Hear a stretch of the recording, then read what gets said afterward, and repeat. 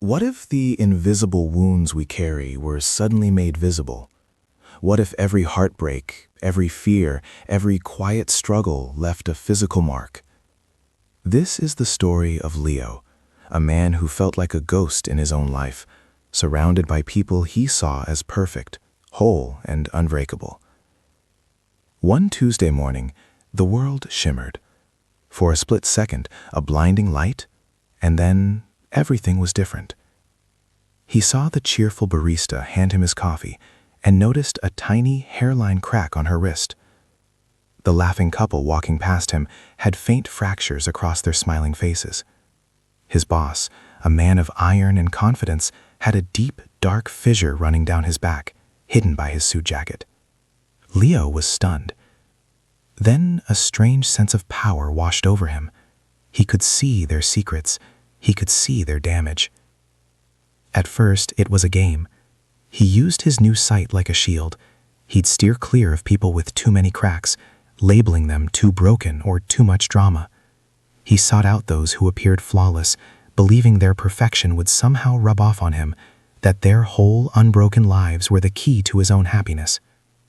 He even used it as a weapon once, in an argument with a friend, cruelly pointing out a flaw he could see that no one else could. He won the argument, but the look of shock and pain on his friend's face made him feel more alone than ever. His world had become a museum of broken things, and he was the lonely curator.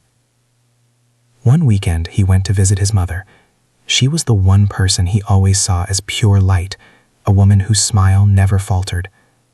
But when she opened the door, his breath caught in his throat. She was covered in a delicate, intricate web of silvery cracks, more than anyone he had ever seen. But they didn't look like damage.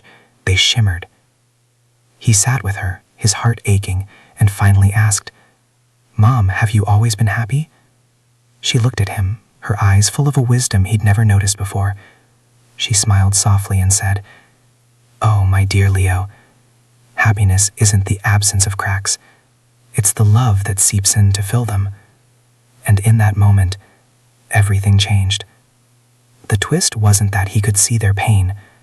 The twist was that he had been seeing it all wrong. The cracks weren't signs of weakness. They were maps of a life lived. Each line was a battle survived, a lesson learned, a heart broken and mended. He wasn't seeing damage. He was seeing their stories. He was seeing the beautiful, messy, undeniable proof that they had lived and loved and felt deeply. By avoiding their cracks, he had been avoiding their humanity. He started over. He saw the barista's cracked wrist and didn't shy away. He asked her how her day was and truly listened. He saw his boss's fractured back and offered to help with the project, easing a burden no one else could see. He started moving towards the cracks, not away from them. He found that in those spaces, he found connection, he found empathy, he found grace. He started to feel the faint etchings of his own past pains, not as flaws, but as part of his own story. He never learned to see his own cracks in the mirror, but he no longer needed to. He understood that we are all a little broken, and that's what makes us beautiful. We spend so much of our lives trying to hide our imperfections, to appear whole and strong. But what if our cracks are what let the light in?